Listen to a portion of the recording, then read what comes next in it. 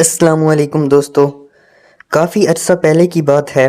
محلہ صوفی کے خواجہ سعد اللہ کے پاس یوں تو کافی گھوڑے اور گائیں بھینسیں تھیں جنہیں وہ بیچ چکے تھے۔ اب صرف ایک گھوڑا رہ گیا تھا جسے وہ فروخت کرنا چاہتے تھے۔ اس کی فروخت کے لیے انہوں نے خاص لوگوں سے کہہ رکھا تھا تاکہ معزز افراد آ کر سودا بازی کر سکیں۔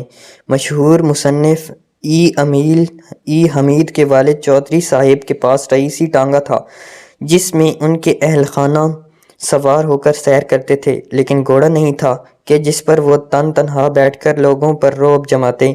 چنانچہ انہوں نے سوچا خواجہ صاحب کا گھوڑا خرید لیتے ہیں۔ یہ بات انہیں اپنے ایک ملازم سے معلوم ہوئی تھی۔ پہلے زمانے میں یہ اچھا نہیں سمجھا جاتا تھا کہ معزز افراد اپنی چیزیں فروخت کریں۔ وہ ایک روز 2-3 افراد کو لے کر خواجہ صاحب کی حویلی پر پہنچ گئے۔ ملازم اللہ رکھا انہیں جانتا تھا۔ اس نے 5 چپے مونڈے حویلی سے لا کر درختوں کے سائے میں رکھ دیے۔ پھر وہ خواجہ صاحب کو خبر کرنے چلا گیا۔ وہاں ایک گھوڑا بیری کے درخت کے نیچے کھڑا دکھائی دیا۔ دور سے یہ لگا کہ گھوڑے کا ایکس-رے لے کر اسے وہاں لٹکا دیا گیا ہے، یعنی اس کی پسلیاں صاف نظر آ رہی تھیں۔ جو چاہتا انہیں گن سکتا تھا۔ چودھری صاحب اس کے پاس گئے تاکہ اس کا جائزہ لے سکیں۔ پتہ چلا کہ گھوڑے کی کمر میں رسی ڈال کر درخت کی شاخ سے باندھا گیا ہے۔ چودھری صاحب نے سوال کیا، اس کی کمر میں رسی کیوں باندھی گئی ہے؟ ایک ملازم نے ہاتھ جوڑ کر جواب دیا، جناب اگر رسی کھول دی گئی تو گھوڑا گر پڑے گا، یہ سہارے کے لیے ہے۔ چودھری صاحب اس کی بات بالکل نہیں سمجھتے۔ اگر سمجھ گئے ہوں تو انہوں نے بات نظر انداز کر دی، اس لیے کہ انہوں نے نہ تو کسی سے سنا تھا اور نہ کسی کتاب میں پڑھا تھا کہ گھوڑے کی کمر میں رسی باندھی جاتی ہے تب وہ کھڑے ہو پاتے ہیں۔ خواجہ سعد اللہ کو بلایا گیا تاکہ قیمت پر بات چیت شروع ہو سکے۔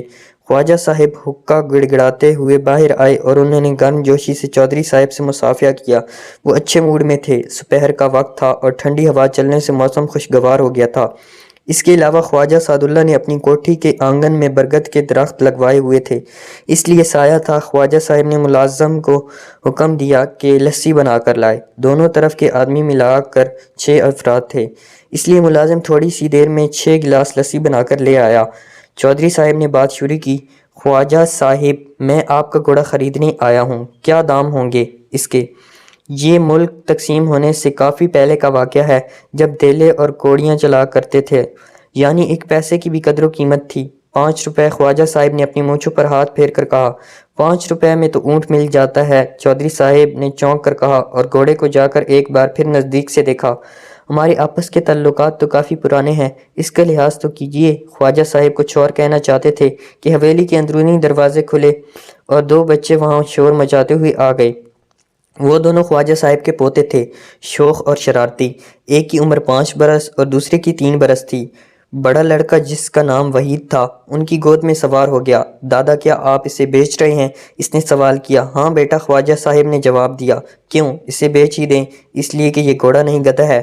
چودھری صاحب نے بے چینی سے پہلو بدلا۔ لسی انہیں بالکل اچھی نہیں لگ رہی تھی۔ تم یہ کیا کہہ رہے ہو؟ خواجہ صاحب نے غصیلے لہجے میں کہا۔ گھوڑا گدھا کیسے ہو سکتا ہے؟ یہ گدھا پن کی حرکتیں کرتا ہے۔ ننھے وحید نے کہا۔ میں اس سے ادھر چلنے کو کہتا ہوں تو یہ ادھر چلنے لگتا ہے، چلتا ہے دوڑتا تو اسے آتا ہی نہیں۔ بس چپ رہو، یہ تمہاری بات نہیں سمجھا ہوگا۔ خواجہ صاحب نے اسے ڈانٹا۔ خواجہ صاحب یہ اتنے کمزور کیوں ہیں؟ چودھری صاحب نے سوال کیا۔ ارے بھائی، ہماری حویلی کے نزدیک ایک مسجد ہے، وہ وعظ بغیر غور سے سنتا ہے، وہ از بغیر غور سے سنتا ہے۔ چنانچہ اس نے پچھلے ماہ روزے بھی رکھ لیے تھے، اس لیے اس کی طبیعت ڈھیلی ہو گئی۔ انہوں نے بہانہ بنایا۔ چودھری صاحب ہوں کر کے رہ گئے۔ میں اسے بادام، پستے اور کشمش کھلاؤں گا تو طاقتور ہو جائے گا۔ ٹھیک ہے، آپ مناسب دام تو بتائیں۔ خواجہ صاحب نے 4 روپے اور پھر 3 روپے کہے، لیکن چودھری صاحب راضی نہیں ہوئے۔ بہرحال سودا 1 روپے 12 آنے پر ہو گیا۔ چودھری صاحب نے گھوڑا خرید لیا۔ اسے درخت سے کھولنے لگے تو خواجہ صاحب کا ملازم اللہ رکھا نزدیک جا کر بولا، حضور ایسے نہیں تو پھر کیسے؟ چودھری صاحب نے پوچھا۔ ٹانگے میں جوت کر لے جائیں، اس نے جواب دیا۔ اس گھوڑے کو ٹانگے میں جوتے گا؟ خواجہ صاحب کے ملازم اللہ رکھا نے پھر گھوڑے کی رسی کھول دی۔ وہ کانپا، جرجری سی لی اور لڑکھڑا کر گر پڑا۔